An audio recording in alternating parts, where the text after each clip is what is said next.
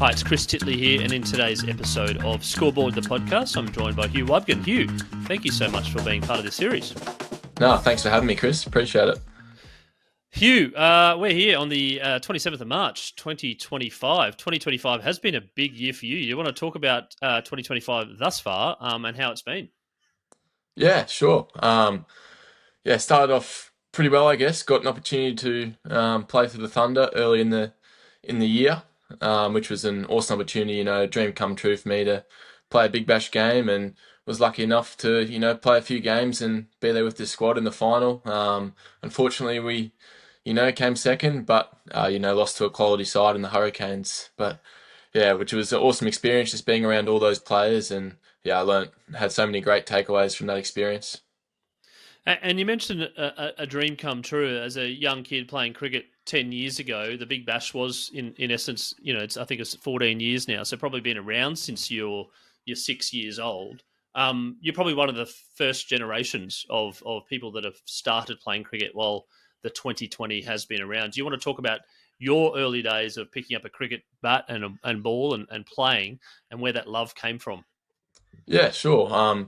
My love came from my dad, playing cricket. He never forced it upon me or anything like that, but I just absolutely loved it. And he was always, willing to throw balls to me for however long. So I lived a few years in Victoria, and I had a neighbour there who, we'd play test matches all day and then go and play in the week cricket inside and then go back out and play some more cricket. So I just always loved being outside and playing sport when I was young. So yeah, it's probably where it all came from. Yeah, and then Hugh, as you were growing up, was there someone that you aspired to or had the posters of or the trading cards of? Yeah, for me it was Michael Hussey. He was my favourite player. It was a pretty cool thing for me. I actually got to meet him in the Big Bash, and he played for the Sydney Thunder, which was awesome. So, when I found out I had the opportunity to go there, I asked for number 48, which was his number, and I've always worn that in cricket that I've played in. So yeah, he was my hero. So it was awesome to meet him, and he's just as good as bloke as everyone says he is. So yeah, it was awesome for me to meet him. Yeah, and Hugh, were you a bit starstruck, bit of a fanboy at the time? Did you sort of stutter about your first question? Yeah, I was a little bit nervous. Dad was in with me. We're in the change rooms after the final, so obviously everyone was a little bit disappointed about the result. But yeah, to see him and say good day to him and have a chat about cricket was dream come true. Now, Mike Hussey played a lot of Test cricket towards the tail end of his career, and also became known for a bit of a modern day Michael Bevan in terms of getting the job done towards the end. The player that you relied on, you'd have in any team to kind of get you home. 2020, when you were growing up, was only just beginning. Did you have an inkling of playing 2020, or thinking that 2020 would be in the suite of tools for Hugh Weibgen?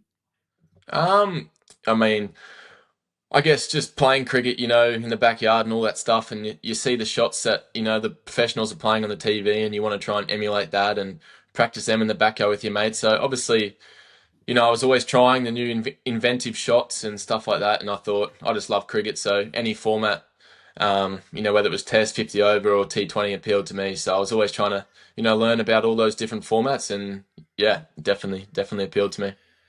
What is it about cricket that has appealed to you to make it so enjoyable for you? I think probably like the main answer is be like the team. Like I have so many good mates from cricket. Like the lifestyle of training hard and just being able to go out there and play with your mates, all just trying to win a game. I mean, Tom Straker, a young cricketer, he lives with me and my family now. He moved up from New South Wales, so I guess just having lifelong mates that you can live with and always talk about cricket is just awesome. And in terms of watching cricket, were you watching cricket as a kid? Did you get into the stats? Did you know all the players' names, etc.? Yeah, I just used to watch heaps. I'd probably sit down when I was 3 years old and just watch a full day's test match, and then during the lunch and tea breaks, I'd pull mum or dad out to throw to me for however long, and then jump back in but start to play. So I just absolutely loved it for whatever reason. Yeah, I was just always sitting in front of the TV watching. And Hugh, when it came to batting, what is it about batting that you find enjoyable? Oh, I don't know. Just I guess the challenge of trying to get better. I'm always trying to, perfect stuff or think how I can get better. I mean, one of the best things about, coming into the professional system is being able to pick the minds of, your players like Davey Warner and your Marnuses and Uzzies and all that. And so, yeah, I just seeing how the best go about it and how I can, learn from them and just keep trying to get better. And do you have a particular innings that you feel like was one of your best? Um, it's probably been a couple nice knocks, I guess I'd be happy with. Maybe one in the 19s World Cup. I got 100 against England, which was, I guess, an important game for us to help us get into the semi-finals. So, that was satisfying, being able to, get runs against England, who we don't like too often. But, yeah, so that was a satisfying one. Let's talk about that 19s campaign. It's talked about in terms of the team, and you were captain of the team and beat India in the final, which is monumental. Do you want to talk about the lead up to the tournament, how the tournament went, and some of the key moments? Yeah, sure. We were really lucky. Cricket Australia looked after us really well. We had a lot of preparation going into the tournament. We'd been on a few tours, went to England, went to Sri Lanka.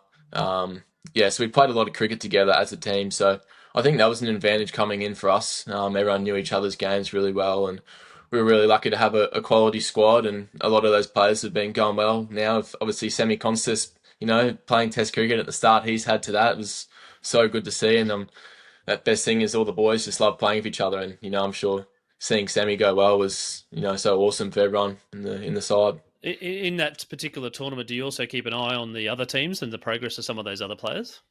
Yeah, I mean, obviously we'd only really played against England. That'd be the main. We had a series against them, so that was the team we'd only really played against. So coming up against those other teams, we didn't have too much idea of what they had and their strengths. So obviously have to look at a little bit of footage and learn on the go to prep for facing their bowlers and bowling to their batters. So lucky enough that we had the resources to do that. So yeah, it's obviously a key part of the games players researching the opposition. So yeah.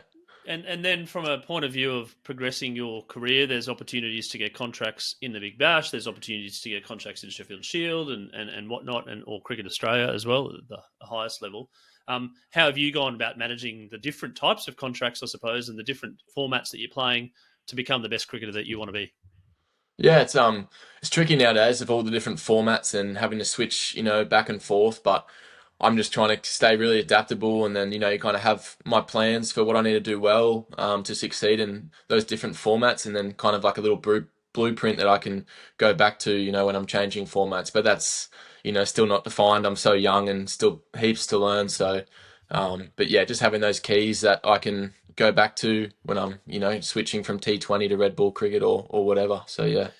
When you've got playing in a team, in a high performing team, you've got individual aspects that obviously want to improve your individual game. You want to get runs as a batter, but you also got the team aspect, and then you've got your role within the team. And now your role within the BBL team is probably slightly different to the role that you might play in your the Australian 19 team, and might play in a first class game or a club game, etc.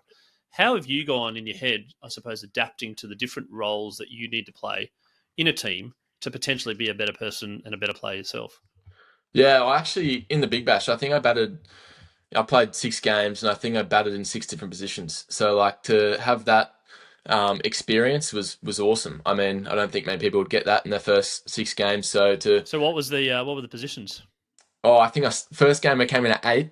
Yep. I don't really think anyone knew if I could hold it or not, but it was a bit of a pressure situation, so I kept sliding down, but that was fair enough. But then I think then I opened, batted 3, batted 5, 6. So yeah, quite a few different spots, which was awesome for my development. I mean, getting to talk to all the different players that play those different roles within the side and how they go about it was awesome. And then I think I'll be a better player for it in the future, having that experience and being able to have to learn and adapt to different situations at different times of the game. Speaking of different situations, your first game was a bit different, which where you got inserted into the game. Do you want to talk about that and what you're feeling? Half an hour before, an hour before, and then something happens and you whisk straight in the team. Yeah, it was bizarre. I mean, first of all, when I saw the incident, I felt sick. It was horrific. But yeah, just I kind of quickly realised that I was probably a chance to play. I actually wasn't even meant to go on that trip. I was going to come home to Brisbane earlier, and then they took me as a 15th man, and I went and had a hit that morning with my cousin, just in the nets, and I still prepared like I was going to play the game, which I do just in case, or I go through my same routines and my notes and stuff like that. But yeah, it was bizarre how it all happened. I was pretty nervous straight away, but then once we started batting and stuff, I started to calm down a little bit. But yeah, it was a hell of an experience. When you go out there and you're batting and you're saying this is just like a normal innings, is it just like a normal innings? But there's crowd noise, there's cameras, there's lots of things going on. How did you cope?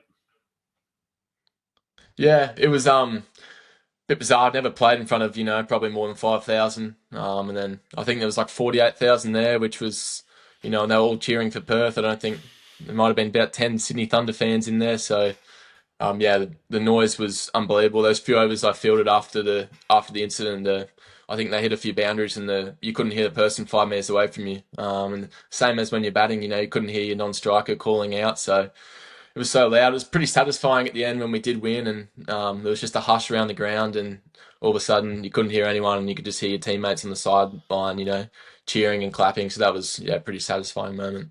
And then you're getting the kit back on. You're going to the airport. You're part of a squad. You're travelling from Perth, and you're doing or wherever you're bouncing around the country. It's all a bit of a whirlwind, and then you're playing at these amazing stadiums.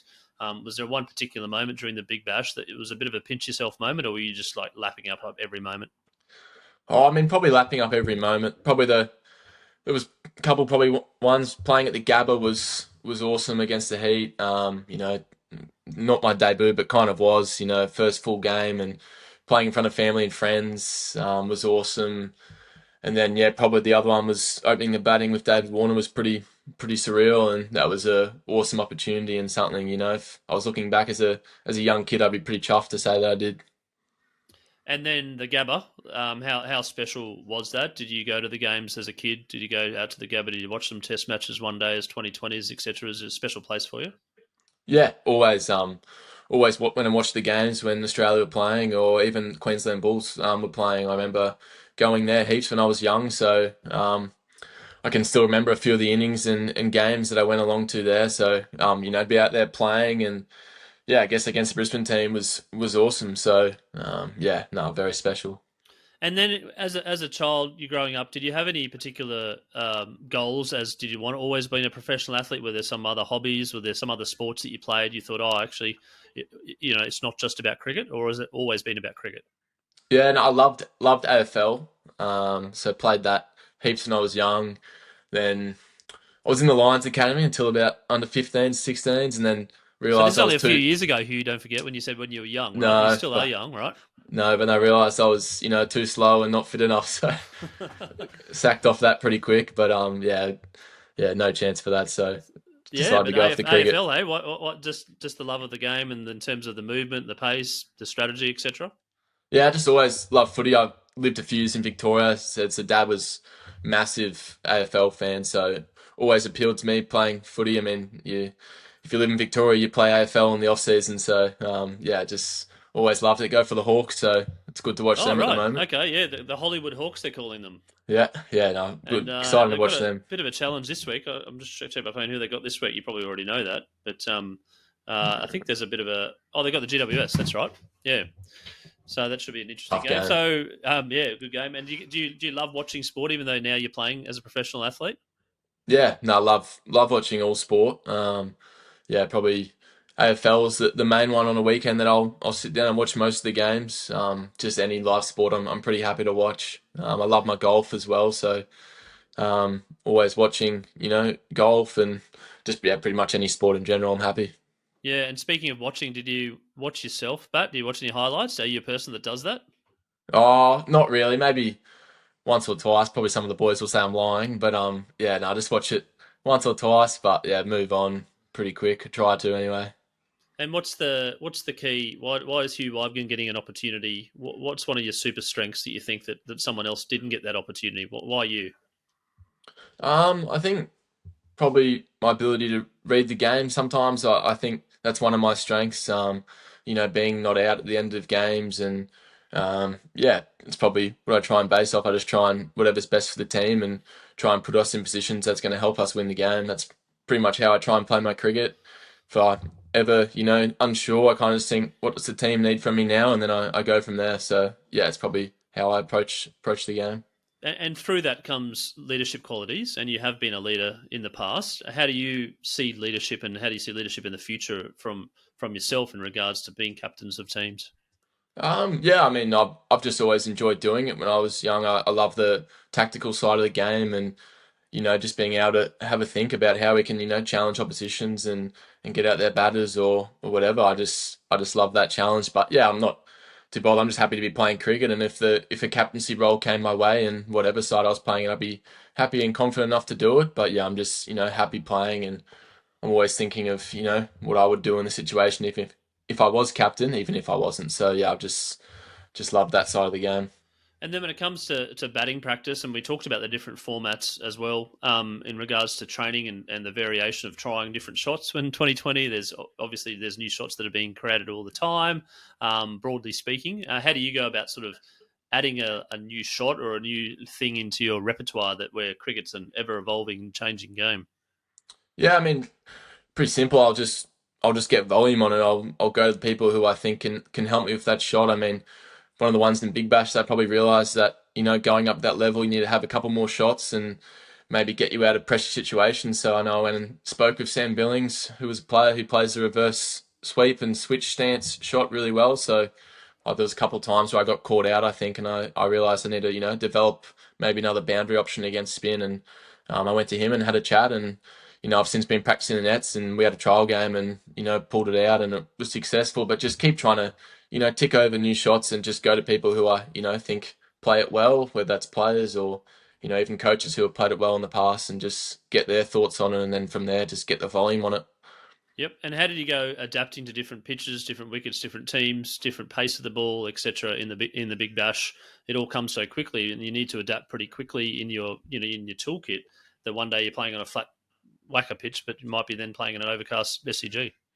Yeah, I mean, it's definitely one of the things that's a challenge. And, with the games being a few days apart, you're obviously flying to a different place and then playing on that pitch. I mean, we went from the Gabba to NG Stadium, which is, a bit lower spin friendly pitch. So having to come up with plans of that. Very lucky that, when I was with the Thunder, they planned really well. The batting coaches and all the senior players, Davey constantly sending messages into the group chat about, plans about how we're going to go again about each bowler facing each bowler and just those simple things that we can control. So a lot of note taking and planning goes into it. But then yeah, when we're out in the middle, we can just play what's in front of us. And then you do all the notes and you prepare as well as you possibly can, and you go out in the middle and you get a good one, or you get caught, or you get run out for a duck, first ball or second ball. How do you react to that? Yeah, it's obviously disappointing initially, but at the end of the day, if I did my process and stuck to my plans, then I can live with getting out that way. If it was a shot that I backed myself to play and a strength of mine, and I just misexecuted, then I can live with that. But probably more if I go away from my game plan and go away from my processes, then I can probably be a little bit more frustrated. And then I'll just reflect on how I'll go about it differently next time. Are you a bit of a perfectionist? Do you kind of like sort of mull on the moment for a fair bit, or do you kind of give it 5 minutes and then you're like, nah, I'm done now? Oh, I probably used to be, a bit of a sook, or take a bit longer to get over it. But now I've kind of realised, you're going to fail more often than not. So I just, accept that, it didn't quite go to plan, and then I'll park that, and then I'll reflect that night of, maybe what I could have done slightly different or what I did well, and then then I'll move on and come up with a plan for the next game. So yeah, definitely a part of it, and of something I've probably gotten a lot better at over the last year or so. And in terms of batting time, when you're not in a 2020 game, but certainly the mental capacity of being patient as a batter, how have you gone about keeping upstairs right as well as physically? Yeah, still a massive ongoing thing for me.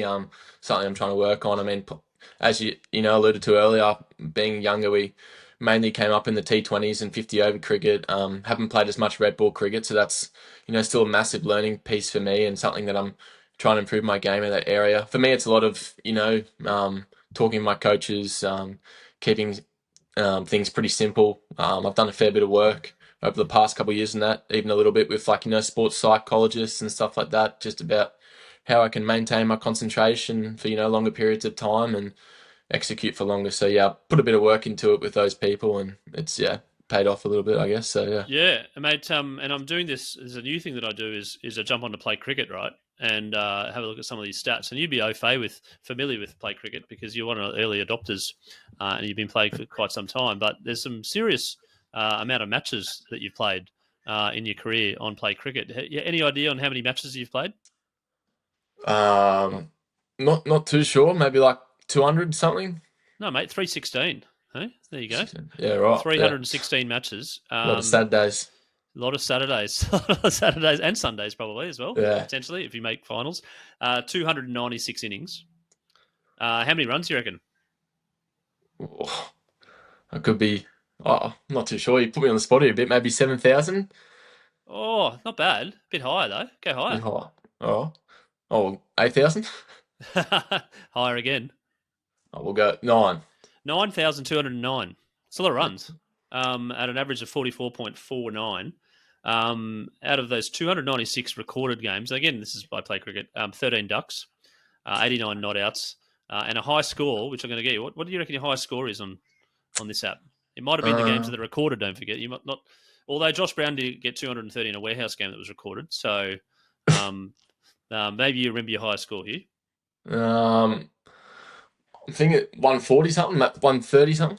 139, mate. Yeah, you're on the okay. money, hey? Yeah. It must get blurred with all those hundreds that you made, the 800s, hey? No, it's not. And, not too many. And a little known fact is that there's 27 wicketkeeper catches. What's the go there? Yeah, I used to keep. Not anymore, but when my young days at Brisbane Grammar and through Valleys coming, I used to be a keeper, but yeah, stop doing it. Yeah, I'll probably not sure, but yeah, no, I used to love keeping. Yeah, so did I. 38 stumpings, and with the ball, mate, pretty handy. 205 wickets. How are you going as a bowler these days? Yeah, I haven't been bowling the last year. I've had a couple of back issues which have restricted me from bowling, but hopefully, if all goes well, I'll be bowling in a few weeks and getting back to that. So I'll be good to go for next season with the bowling. But yeah, just bowl some straight break off spinners. So yeah, hopefully get back bowling then soon. Do the batters like having you bowling to them? They're like, come on, mate, and then they sort of are you a bit sick of them hitting around, or are you okay? Like up for the challenge? I'm going to get you out. Oh, and I probably get tonked around a bit, but that's all a part of it. If I get them out, after they hit me for a few sixes, I can still carry on a little bit. So. And your best bowling was 5 for 14 on play cricket. Do you remember that? Yeah, I think that might have been for Grammar. I think. Oh right, yeah. There you go. And bowling offies. Yeah, offies. Yep, and then Hugh, cricket at the moment in your life. It is the off season, even though there's not really much of an off season when it comes to professional 2020 players around the world. What do you do to switch off? Yeah, I mean, for me, it's probably I play a lot of golf when I'm healthy. Play a lot of that. I did see you interview the CEO of pickleball the other day. Yes. Which is I've been getting into with a couple of my mates, pickleball and paddleball, all that stuff. So I always love playing games and sports like that. So yeah, I've been. Mate, the National Pickleball League is going from strength to strength, and the sport's going from strength to strength. Are you any good at it? Oh no, I'm not great, but I'm trying to get better. Yeah. There's a few of us boys who are practicing and playing a little bit, but it's just good fun, and we're all loving it. And mate, in terms of confidence in your game, obviously being selected and playing the Big Bash will give you a level of confidence, I suppose, to play with it. How did you come out at the other end of the Big Bash, knowing that you've got next year and the year after you're only 20 years old, that you've got a lifetime of cricket ahead? Do you get a bit of confidence, or was there some sort of ups and downs during it? Oh yeah, there's definitely ups and downs through the thing. I mean, I missed out in the final, which was fair enough. I had quite a few opportunities and probably didn't make the most of it as I would have liked, but that's a part of it. And I think all those those little failures would put me in good stead for the future. And I mean, just getting that experience at the age of 20, playing Big Bash cricket, in front of crowds and just learning to deal with those little external pressures, and I think that'll put me in good stead in the future. So although it might not have gone completely how I would have liked, there was still a couple moments where I had success, and that'll give me confidence to for years to come, hopefully. And are you a bit of a structured person, like you do things in a structured order when you go out to bat, like your pads go on first, you're superstitious almost? Not really. I probably used to be a little bit, but no, I don't have too many superstitions now. When I'm out there batting, I'll have like a pre-ball routine, but not really from a superstitious perspective, just from a process and before each ball. And then before a big game, you've played 6 of them now. Before a big game, they probably played at a little bit different times as well. How did you go with managing your sleep patterns before the game, particularly when you've just travelled a bit, or it might be an afternoon or it might be an evening game? Yeah, we played pretty much mainly all evening games, so that was a new experience. Lucky to play a few of those games in the KFC T20 Max, the Brisbane comp, which was good experience, and I think that put me in good stead. But yeah, definitely you kind of on a bit different sleep schedule. I would go to bed a fair bit later throughout most of the 6 weeks, and then try sleep in a little bit to make that day a little bit shorter on game day. So definitely a couple of little adjustments, but yeah, it was all controllable. And did you have a sort of a lucky something to eat before the game? Do you always have a particular food or routine to go to? Not necessarily. I try and load up. I love food, so I'll try and get nice eggs in the morning and maybe a big breakfast. And I do love coffee, so I'll have a few coffees throughout the day, and yeah, that'll keep me in good stead. And even on game day? Yep. Even on game day, I have. What's your flat white or your Yeah, latte? I'm a flat white, pretty basic, but yeah, just have the flat white, and I'll have that probably a couple, maybe three throughout the day, and then Yep. yeah, I should be good And to then you're go. buzzing. Yeah. Yeah, And then buzzing. and then mate in Melbourne, did you get to visit any coffee shops? Any time to do that, or restaurants, etc., or was this like, mate, just go on the big bash?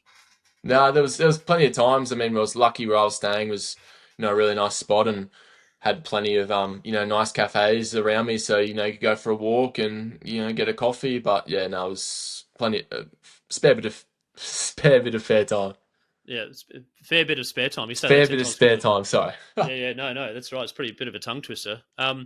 And mate, as far as goals go, are you a goal setter? Is there something in mind for you to wanting to achieve in the short term, medium term, or long term? Um, Probably just I try and not put too many like numbers on it or stuff like that. I just debuting for the Queensland Bulls would be a big one for me. Hopefully I can do that, sometime next season and that'd be big for me. It's something I'm working hard towards. So if I got an opportunity for that, it's definitely a goal of mine and something that I want to do. But yeah, I'm just gonna keep trying to work way towards that. And I'm sure if I'm working hard, then those numbers and opportunities will take care of themselves. Yeah, and what do you think specifically that you need to do to make your debut for the Red Bull Queensland Bulls 4-day game? Bit different to 2020. Yeah, probably just force my way in. I had, a decent Red Bull for Valleys this season, so hopefully just, keep scoring runs in that. I had a couple unfortunate injuries this season, which probably prevented me from playing second 11, which is, the next step for me. Hopefully try and dominate that and get a couple hundreds would be nice and push my way in through, through runs. And as in terms of teammates, is there one particular teammate that you'd always love to room with?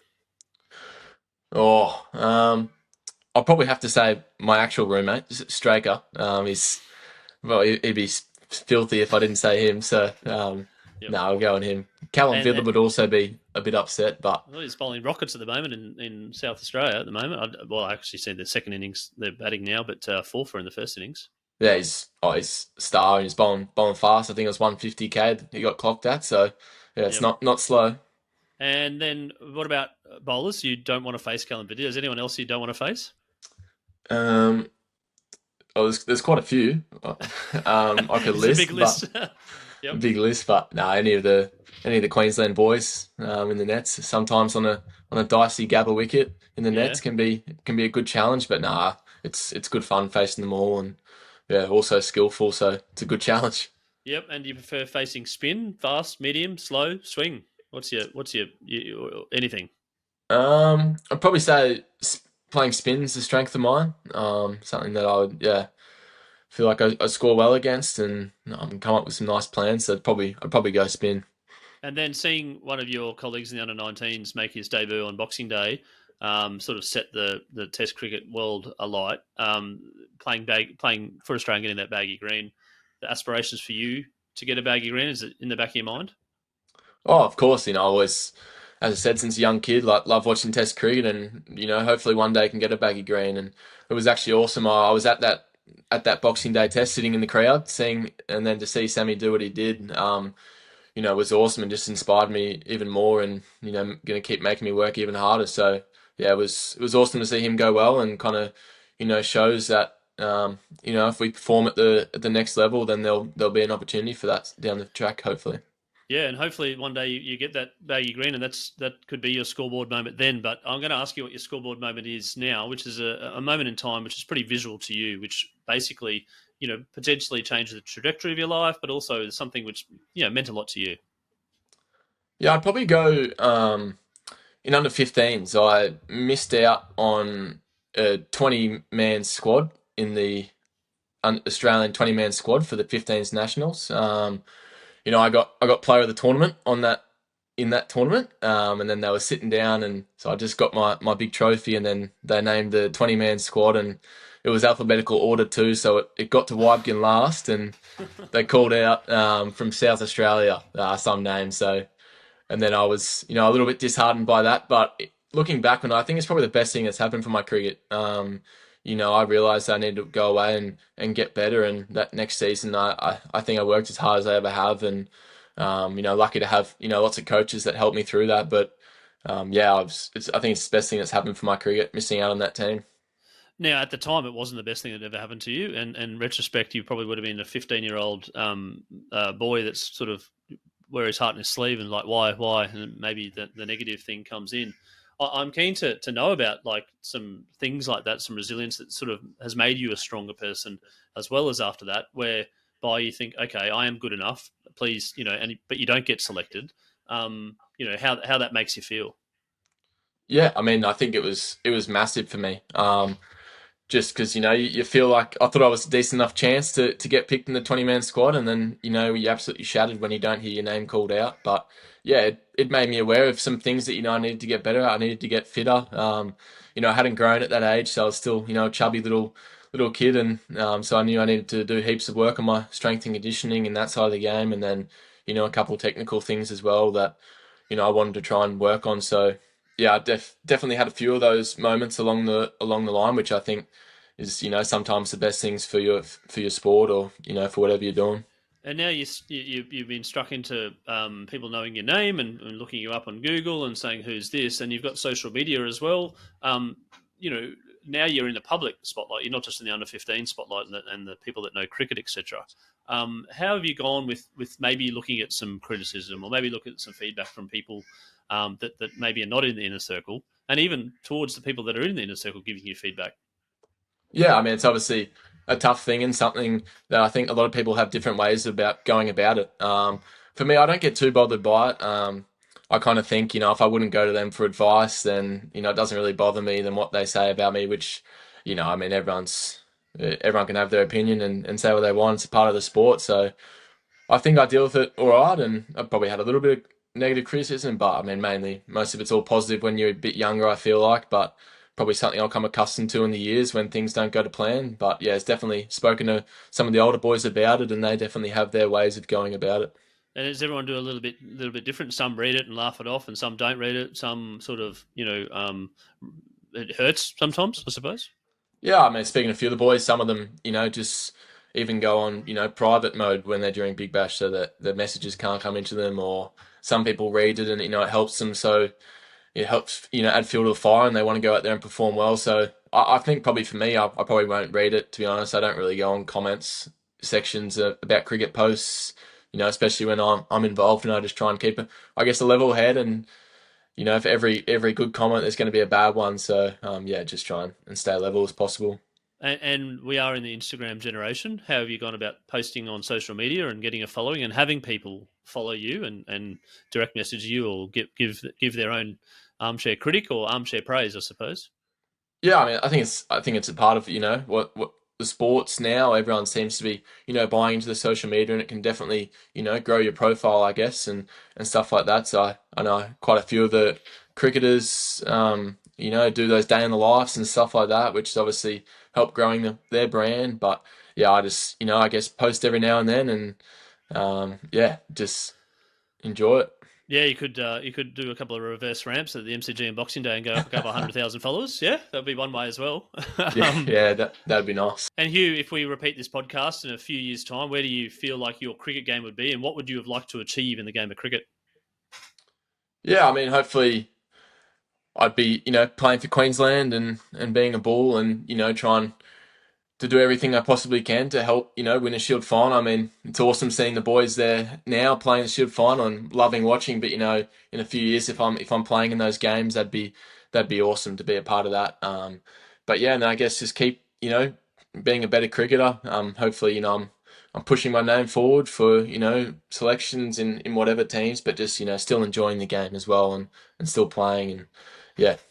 And then I know I don't want to talk about a plan B because you are so young and you start of your cricketing journey, your professional journey, but is there some interest outside of cricket that you've got in the back of your mind that potentially you could pursue once the finite life of career of cricket, maybe 20 years later, has finished? Yeah, no, for sure. Always got to have a backup option, if it doesn't go to plan. So I'm at uni at the moment. I put it on hold because I'm going over to the UK in the off season, but I'm doing property economics, so I'm interested in property and how all that works. So don't know too much about it all just yet because only done a few subjects and whatnot. But yeah, definitely interested in that, and yeah, a couple other things as well. So yeah, I think young Tom Whitney does property economics as well. Yep, he does. Yeah, so hopefully send me a couple assignments or something. Yeah, with the fast bowlers, mate, you never know. Yeah, got to make friends with them.